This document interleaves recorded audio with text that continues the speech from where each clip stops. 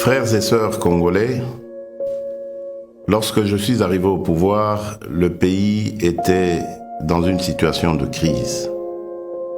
À la suite d'une longue période d'instabilité politique et d'incertitude, l'élection présidentielle qui a consacré notre victoire, votre victoire, continue de susciter beaucoup d'espoir partout dans notre pays et même au-delà de nos frontières. Le jour de mon investiture, je vous ai bien entendu me rappeler « Félix, Papa alobaki, le peuple d'abord ». Les défis de notre pays sont immenses. Les problèmes sont multiples, mais il n'est pas impossible d'y remédier et de commencer ainsi à changer les choses, à changer notre mode de vie en société. Pour engager le changement, dans le contexte politique particulier de la période après l'investiture, nous avons commencé à travailler avec les moyens à notre disposition. Pourquoi ? Parce que face au désir ardent de changement immédiat qui traverse tout le pays, nous avions décidé de ne pas croiser les bras en spectateurs passifs. Pourquoi ? Parce que quand on veut changer les choses, on n'attend pas de réunir toutes les meilleures conditions. Nous avons lancé le programme des 100 jours. Ce programme ne va sûrement pas résoudre tous nos problèmes en quelques mois, mais il est un début de solution. Nous avons commencé à doter nos villes de certaines infrastructures routières et d'apporter les réponses dans la production agro-industrielle ainsi que dans le domaine de la santé et dans bien d'autres. Nous avons ouvert plusieurs chantiers un peu partout. Ces chantiers, une fois finalisés, vont soulager déjà quelques-uns de nos problèmes.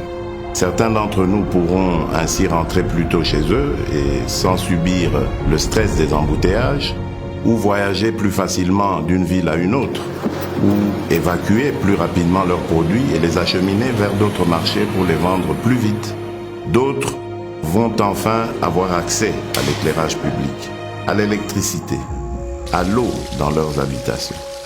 Le programme des 100 jours nous donne la preuve que par notre volonté, seuls nous pouvons trouver des solutions à nos propres problèmes et surtout apporter des changements positifs à notre cher pays. Le grand changement que nous attendons, le changement que vous souhaitez, ne sera possible que si chacun de nous tous, Congolaises et Congolais, adopte la même attitude responsable face aux problèmes et défis qui sont les siens, qui sont les nôtres. Le vrai changement commence par chacun et chacune d'entre nous. Nous devons changer et incarner le changement partout où nous sommes pour que le pays évolue. Aussi petit soit l'impact de l'action que vous pouvez prendre là où vous êtes, elle reste importante pour atteindre l'objectif, le changement.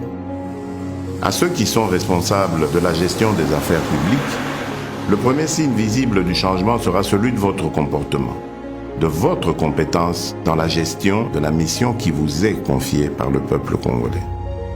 Nous sommes au service exclusif des Congolaises et des Congolais. Sachons désormais travailler pour le changement de notre pays. Mes chers compatriotes, chers frères et sœurs, je rêve d'un Congo meilleur.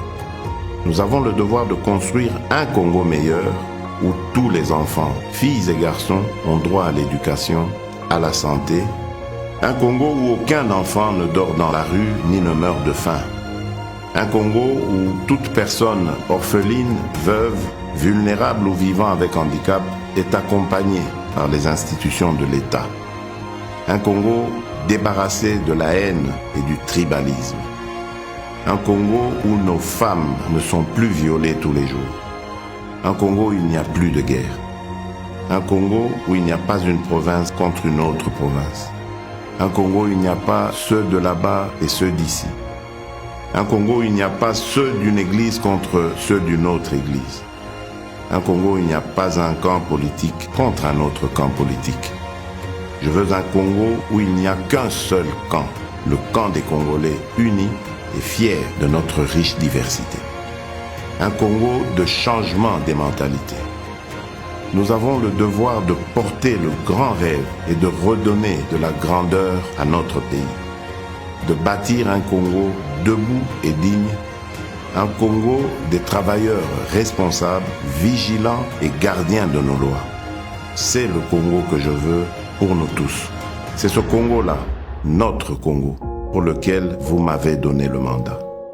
Ce Congo est possible si nous acceptons de changer dès à présent. Oui, ce Congo est possible. Que Dieu bénisse la République démocratique du Congo.